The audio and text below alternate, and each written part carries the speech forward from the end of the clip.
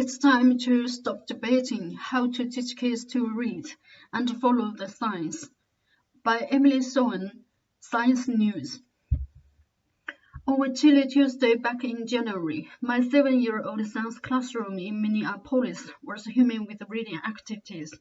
At their desks, first and second graders wrote on worksheets, read independently, and did phonics lessons on iPads.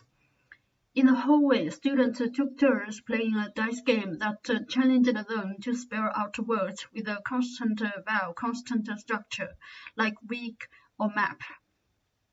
In another part of the classroom, small groups of 2 or 3 children, many missing their 2 front teeth, took turns sitting on a color block carpet with the teacher Patrice Pevic. In one group, Pevic asked the students to read out loud from a list of words. Confess, said a dimpled 7-year-old named Hazel, who sat cross-legged in purple boots and a black fleece.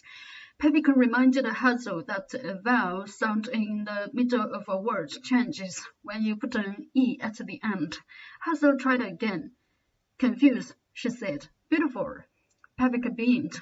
When Hazel returned to her desk, I asked her what goes through her mind when she gets to a word she doesn't know. Sound it out, she said, or go to the next word. Her classmates offered other tips. Riley, age 6, said it helps to practice and look at pictures.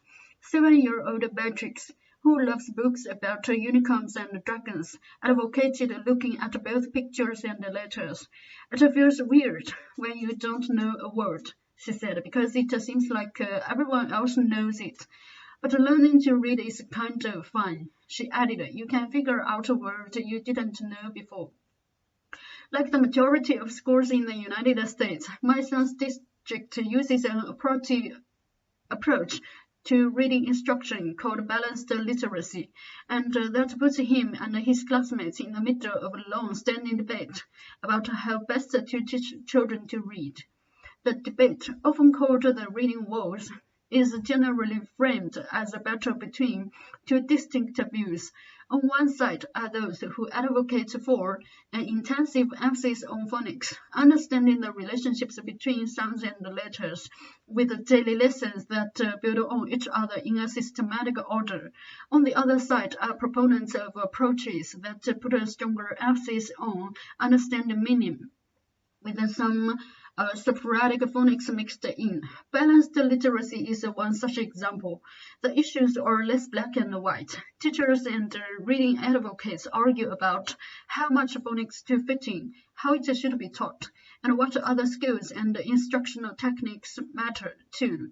In various forms, the debate about how best to teach reading has stretched on for nearly 2 centuries, and along the way, it has picked up political, philosophical, and emotional baggage.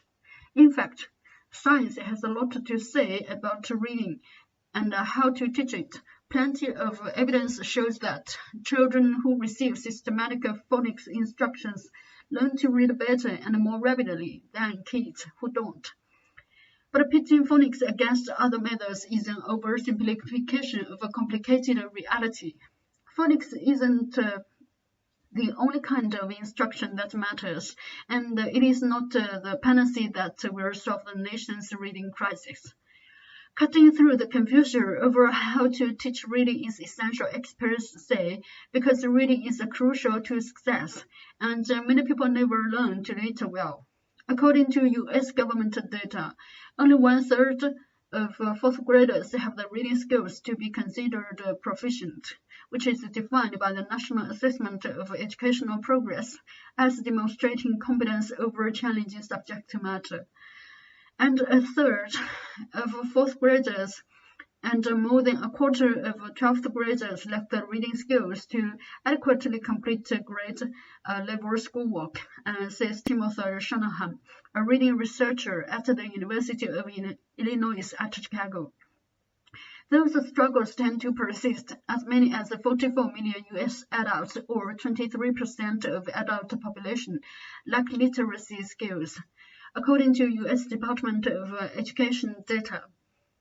Those affected may be able to read movie listings all the time and the place of a meeting, but they can't synthesize information from long passages of text or decipher the warnings on medication inserts.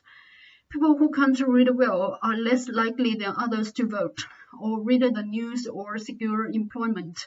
And today's technology-based job market means students need to achieve more with reading than in the past, Shanahan says. We are failing to do that. Lessons in decoding. The vast majority of children need to be taught how to read. Even among those with no learning disabilities, only an estimated 5% figure out how to read with virtually no help, says Daniel Willingham, a psychologist at the University of Virginia in Charlottes Valley and author of Raising Kids Who Read. Yet educators have not reached consensus on how best to teach reading, and phonics is the part of the equation that people still argue about most. The idea behind a systematic phonics approach is that children must learn how to translate the secret code of written language into the spoken language they know. This decoding begins with the development of phonological awareness, or the ability to distinguish between spoken sounds. Phonological awareness allows children, often beginning in preschool, to say that big and pig are different because of the sound at the beginning of the words.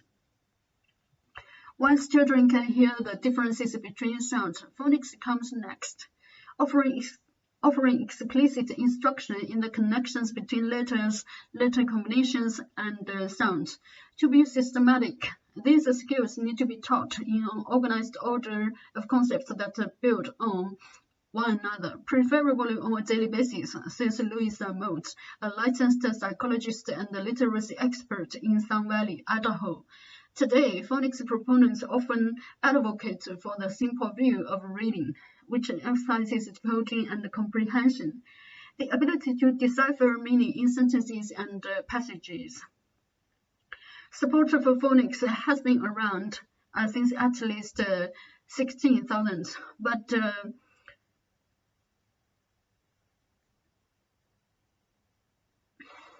critics 1,600, but critics have also long expressed concerns that rote phonics lessons are boring, prevent kids from learning to love reading, and distract from the ability to understand meaning in text. In the 1980s, this kind of thinking led to the rise of whole language, an approach aimed at making reading joyful and immersive instead of mindless and full of effort. By the 2000s, a more all-around and phonics-inclusive approach called balanced literacy was gaining popularity as the leading theory in competition with the phonics-first approaches. In a 2019 survey of 674 early elementary and special education teachers from around the United States, 72% said their schools used a balanced literacy approach. According to the Education Week Research Center, a nonprofit organization in Bethesda, MD, the implementation of balanced literacy, however, varies widely, especially in how much phonics is included, the survey found. That variation is probably preventing lots of kids from learning to read as well as they could, decades of research suggest. In the late 1990s, with the reading wars in full swing, the National Institute of Child Health and Human Development brought together a panel of about a dozen reading experts to evaluate the evidence for how best to teach reading. The National Reading Panel's first task was to figure out which types of teaching tasks to include in the analysis, says Shanahan, a panel member. Ultimately, the group chose 8 categories and conducted a meta-analysis of 38 studies involving 66 controlled experiments from 1970 through 2000. The results showed support for 5 components of reading instruction that helped students the most. Two components that rose to the top were an emphasis on phonemic awareness, a part of phonological awareness that involves the ability to identify and manipulate individual sounds in spoken words, and phonics. Studies included in the analysis showed that higher levels of phonemic awareness in kindergarten and first grade were predicators of better reading skills later on. The analysis couldn't assess the magnitude of benefits, but children who receive systematic phonics instructions scored better on word reading, spelling, and comprehension, especially when phonics lessons started before first grade. Those children were also better at sounding out words, including nonsense words, Shanahan says. Vocabulary development was another essential component, as was a focus on comprehension. The final important facet was a focus on achieving fluency, the ability to read a text quickly, accurately, and with the proper expression, by having children read out loud, among other strategies. Even before the Purnell released its result in 2000, numerous studies and books from as early as the 1960s had concluded that there was value in explicit phonics instruction. Studies since then have added yet more support for phonics. In 2008, the National Early Literacy Panel, a government-convened group that included Shanahan, considered dozens of studies on phonological awareness, including phonemic awareness, plus phonics instructions in preschool and kindergarten. Children who got decoding instructions scored substantially better on tests of phonological awareness compared with those who didn't. The benefit was equivalent to a jump from the 5th percentile to the 79th percentile on standardized tests, suggesting those students were better prepared to learn how to read. Likewise, 2007 meta-analysis of 22 studies conducted in urban elementary schools found that minority children who received phonics instruction scored the equivalent of several months ahead of their minority peers on several academic measures. Studies have not addressed whether phonics might help close demographic achievement gaps, but research suggests that the whole language approaches are far less effective in disadvantaged populations than in other groups. There were several thousand studies at least that coverage on this finding. Motes says, phonics instruction has always had the edge in consensus reports. It's difficult to quantify how substantial the gains are from explicit phonics instruction, partly because the bulk of published research is full of ambiguities. Randomized trials are rare, studies tend to be small, and in schools where teachers have autonomy to respond to students at their discretion, control groups are often not well defined, making it hard to tell what phonics-focused programs are really being compared with, or how much phonics the control groups are getting.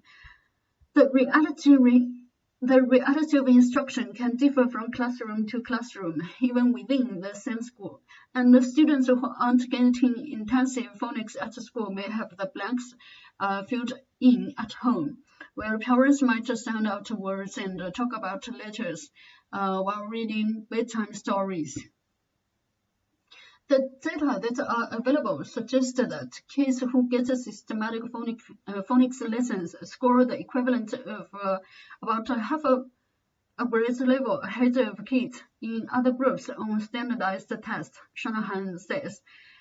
That's not a giant leap, but it helps overwhelmingly in studies, both individually and in a meta-analysis where you are combining results across studies. If you explicitly teach phonics for some amount of time, kids do better than if you don't pay much attention to that, or if you pay a little bit of attention to phonics, he says. Real experiences. Some of the most compelling evidence to support a phonics-focused approach comes from historical observations. When schools start teaching systematic phonics, test scores tend to go up. As phonics took hold in U.S. schools in the 1970s, fourth graders began to do better on standardized reading tests. In the 1980s, California replaced its phonics curriculum with a whole language approach. In 1994, the state's fourth graders tied for last place in the nation. Less than 18% had mastered reading. After California embraced phonics in the 1990s, test scores rose. By 2019, 32% achieved grade level proficiency. Those swings continue today. In 2019, Mississippi reported the nation's largest improvement in reading scores. The state had started training teachers in phonics instruction 6 years earlier. For the first time, Mississippi's reading scores matched the nation's average, with 32% of students showing proficiency, up from 22% in 2009, making it the only state to post significant gains in reading in 2019. England started seeing dramatic results after government-funded schools were required in 2006 to teach systematic phonics to 5 to 7-year-olds. When the country implemented a test to assess phonics skills in 2012, 58% of 5 and 6-year-olds passed. By 2016, 81% of students passed. Reading comprehension at age 7 has risen, and gains seems to persist at age 11. These population trends make a strong case for teaching phonics, says Douglas Fuchs, an education psychologist at Vanderbilt University in Nashville. Despite the evidence that children learn to read best when given systematic phonics along with other key components of a literacy program, many students and teacher training programs either ignore the science, apply it inconsistently, or mix conflicting approaches that could hinder proficiency. In the 2019 Education Week Research Center survey, 86% of teachers who train teachers said they teach phonics, but elementary school teachers often use strategies that contradict a phonics first approach. 75% said they use a technique called 3Qing. This method teaches children to guess words they don't know by using context and picture clues, and has been criticized for getting in the way of learning to decode. More than half of the teachers said they thought students could understand written passages that contained unfamiliar words, even without a good grasp of phonics. The disconnect starts at the top. In a 2013 review of nearly 700 teacher training institutions, only 29% required teachers to take courses on 4 or 5 of the 5 essential facets of reading instruction identified by the National Reading Panel. Almost 60% required teachers to complete coursework on 2 or fewer of the essentials, according to the National Council on Teacher Quality, a research and policy group based in Washington, D.C. In 2019, the Education Week Research Center also surveyed 533 post-secondary educators who train teachers on how to teach reading. Only 22% of those educators said their philosophy was to teach explicit systematic phonics. Almost 60% said they support balanced literacy, and about 15% thought, contrary to evidence, that most students would learn to read if given the right books and enough time. The majority of classrooms in this country continue to embrace instructional practices and programs that do not include systematic instruction in foundational skills like phonic awareness and phonics and spelling. Most says they just don't do it. At my son's Minneapolis school, reading specialist Karen Emerson told me about her early days teaching kindergarten, first and second grades in the 1990s. She was trained to use a whole language approach that included a 3 cueing technique. Emerson described a typical reading lesson. I'm going to show you a big book, and I'm going to cover up all the letters of the word except the B, and I'm going to say, look at this page. It says this is a... What do you think it's going to say? Then she would point out the butterfly in the picture and ask the student to think about whether the B sound could refer to anything in the picture. What does butterfly start with? A B. Do you think it's going to be butterfly? I think it's going to be butterfly. It is. 8 years later, Emerson switched from classroom teacher to reading specialist, helping third graders who weren't reading yet. Many were the same students she had taught to read in younger grades. After reviewing the reading research, she implemented systematic phonics. By the end of third grade, students in her groups advanced an average of 2 grade levels. She now encourages early grade teachers to add at least 20 minutes of phonics a day into literacy lessons. Looking back to her classroom teaching days, Emerson says parents often told her they were concerned that their children weren't reading yet. I would say, oh, they'll be fine because they are well spoken, they are bright and you are reading to them. Well, they weren't fine, Emerson says. Some people learn how to read super easy, and that's great, but most people need to be taught. And there is a pretty big chunk who need to be taught in a systematic way. While learning about ongoing battles over reading instruction, I have been marveling at my son's transformation from non-reader to reader. One recent afternoon, he came home from school and told me that he had learned how to spell the word again. I asked him how he would spell it if it looked like it sounded. He worked it out one sound at a time. U-G-E-N. We agreed that English language is pretty strange. It's amazing anyone learns to read it at all.